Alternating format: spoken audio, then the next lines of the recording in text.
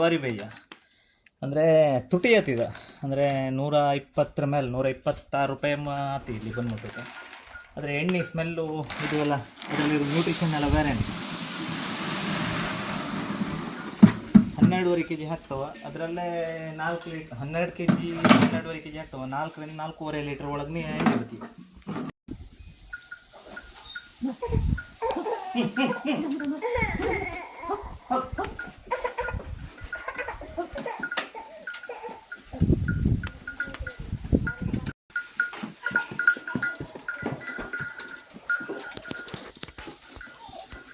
ಏನಾಯ್ತು ಮಗ?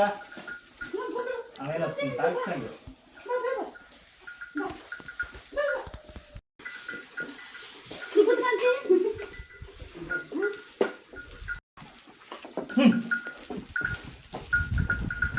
ಹೇಗೆ ಶೇಂಗಾ ಜೋರ ಇರತ್ತೆ.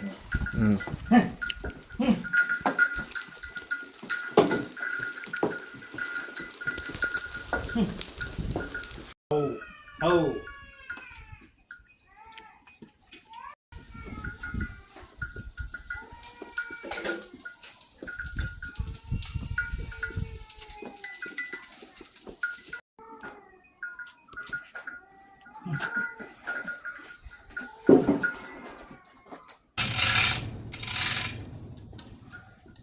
ಪೇಜ್ ಒಂದು ಕೊಡ್ಬೇಕಿದೆ. ಹಾಂ ಇದಕ್ಕೆ ತಗೊಂಡು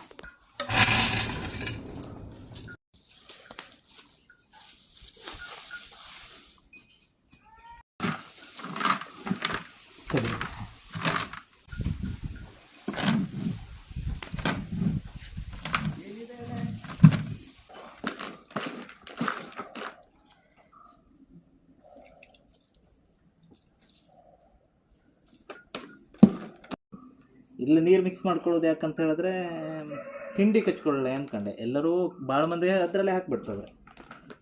ಅಂದರೆ ಒಂದೇ ಬದಿಗೆ ಇದಾಗ್ತಿದೆ ಅದು. ಇದ್ರೆ ಹಿಂಗೆ ಹಾಕೊಂಡು ಮಿಕ್ಸ್ ಮಾಡೋದ್ರಿಂದ ಎಲ್ಲ ಬದಿಗೂ ನೀರು ಸರಿಯಾಗಿ ಮಿಕ್ಸ್ ಆಗ್ತಿದೆ.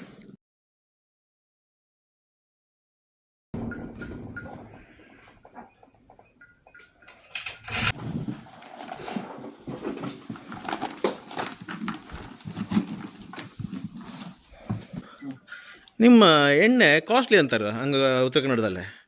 ಯಾಕೆ ಹಂಗೆ ಗೊತ್ತಾಗಲ್ಲ ಸ್ವಲ್ಪ ಹೇಳ್ತಿ? ನೋಡ, ಇಬ್ಬರ ಈಗ ಹಾಯಿಸೋಕೊಬ್ಬರೇ ಅವರ, ಹೊಡಿಯೋಕೊಬ್ಬರೇ ಅವರ, ಅದೊಂದು 3 ಲೇಬರ್ ಲೆಕ್ಕ. ಅದನ್ನ ತೆಗಿಯೋಕೆ ಸರಣ 3 ತಾಸು ಮೇಲೆ ಬೇಕು. ಈ ಶೇಂಗಾದ ಒಂದು 12 kg ಹಾಕಿದ್ರೆ 4 ಲೀಟ್ರ್, 1 ಲೀಟ್ರ್ ಎಣ್ಣೆ ತೆಗಿಯೋಕೆ 1 ತಾಸು ಮೇಲೆ ಬೇಕು. ಇವ್ರು ಇಷ್ಟೆಲ್ಲ ಉಪಯೋಗಿಸ್ಕೊಂಡೆ ಇವ್ರ ಪೇಮೆಂಟು ಇದು ಎಲ್ಲ ಲೆಕ್ಕ ಹಾಕೊಂಡ್ರೆ ಕಾಸ್ಟ್ಲಿ ಯಾಕಂತ ಹೇಳಿ ಗೊತ್ತಾಗ್ತದೆ.